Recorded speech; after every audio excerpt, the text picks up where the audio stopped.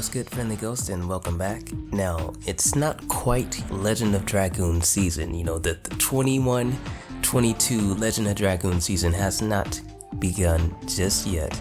But while all of us and all of you, all of us delusional and hopeful fans are still waiting, still holding on for that game to appear out of thin air and bless us all, I'm here to present to you a few challenges. Before I get into this, let me explain what a fun challenge is for me. I don't like challenges that are like, you know, they're overly convoluted or they try to take away from the fun that you can have. I like challenges that do the exact opposite of everything I just mentioned. I like challenges that bring in more fun, challenges that maybe make you think a little bit more, challenges that actually add to the experience, or just give it a new twist, a new freshness, a new coating of paint. I'm gonna share 3 challenges that I have. One that I play pretty much every year for the past 2 years, and 2 that I came up with that I'm considering doing for my playthrough this year. So why don't I share these with you? This is my newest challenge. I don't know how well it'll go down because I haven't tested it yet. I have not tested this one yet. This is a new one, but I feel like it's going to be a good one. I branded it the Limit Challenge. So this is basically an addition challenge, which is for reaching 80 on any addition. You have to discard either one active equip from that character who reached 80, or you have to discard all of your non-repeat items. Now, if you take that same addition and you get it up to 90, then you have to face the level 2 penalty, which is you have to discard 2 active equips from that character. Now, these are active equips that you have to take off of your character.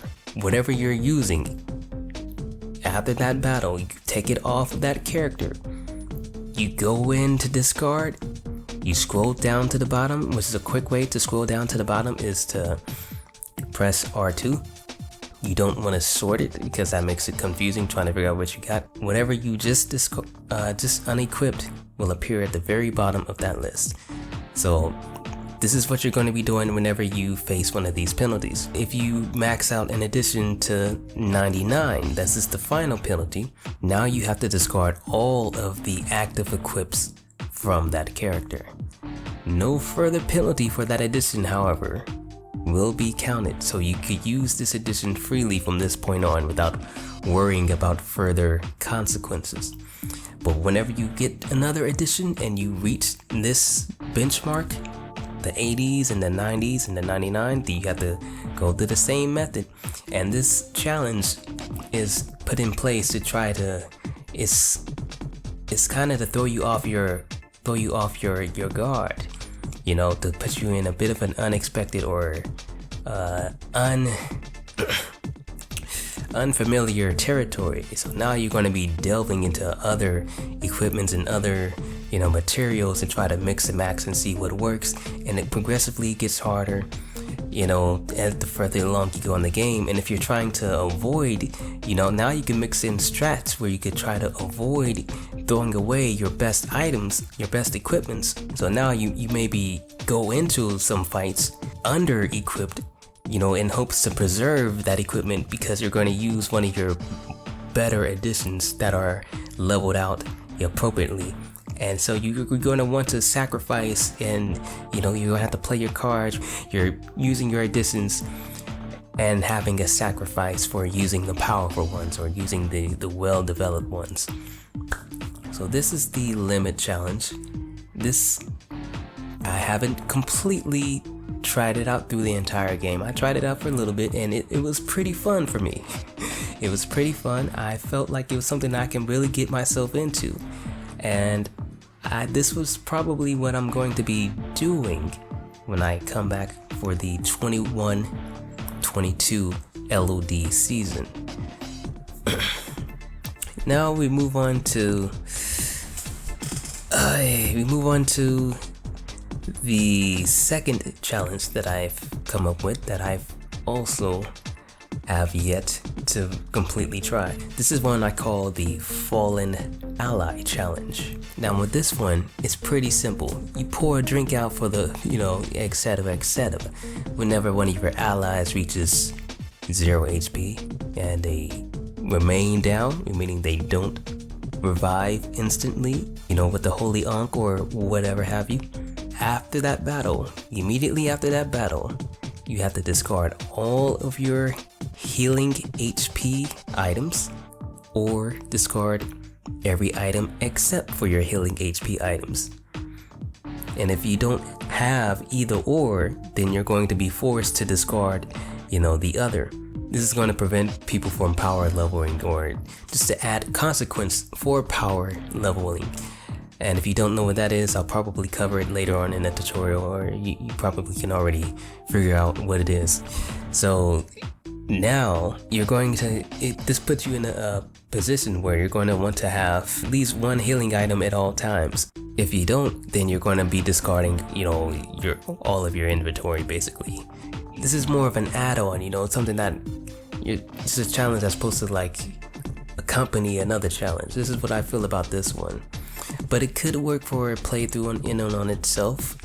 And here we go from last but not least. This is the challenge that I've been doing for the past 2 years, the No Item Shop Challenge.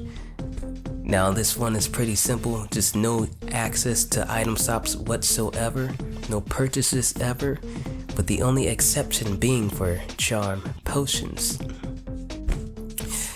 Now, as I have put, this challenge turns the game into a bit of a survival game, where you're no longer buying, from shops and buying revives and everything you need to keep yourself stable. Now you're forced to play the game within the world that it presents to you, which is completely possible. I did it in my very last playthrough, my Japan comparison playthrough.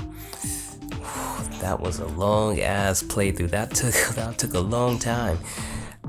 But I did the No Item Shop Challenge in that playthrough in the American game, and I did not get one single game over. That's just to tell you how possible it is. So it is possible, but it is difficult if you don't know the routes to take or what to expect, or if you're just unfamiliar.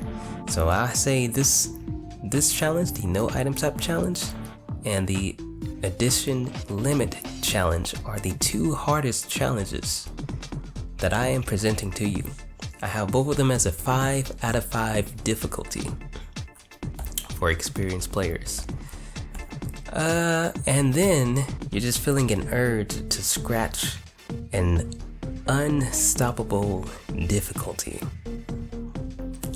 I don't know if this is even possible, but I'm most likely going to try this. I call this the Survival Challenge. This is a combination of all 3 of the challenges I just mentioned.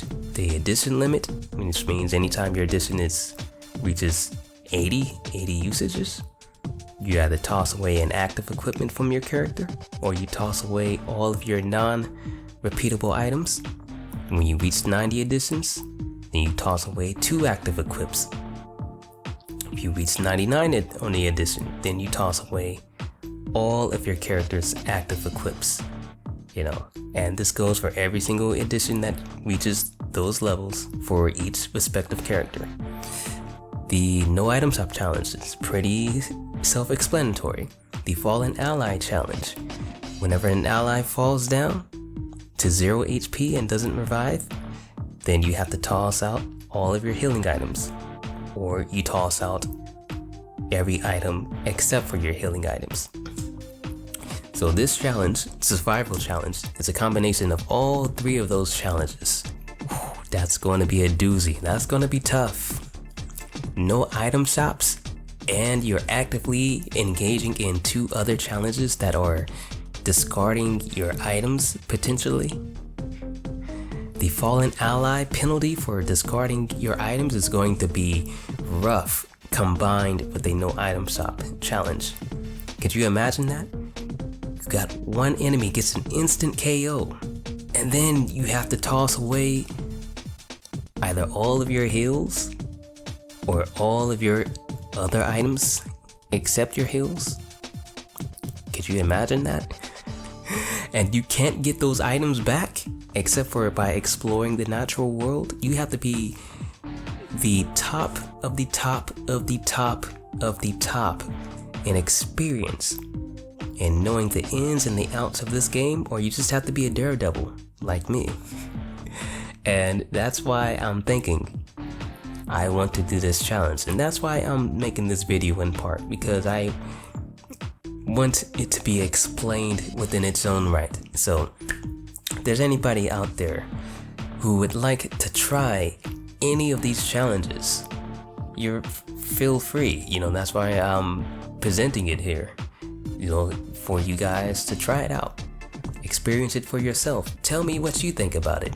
Tell me how it goes, and tell me specifically, I'm most curious about the edition limit challenge. I'm most curious to find out how it goes for you, because I feel like this is the closest that you're ever going to get to a Legend of Dragoon randomizer.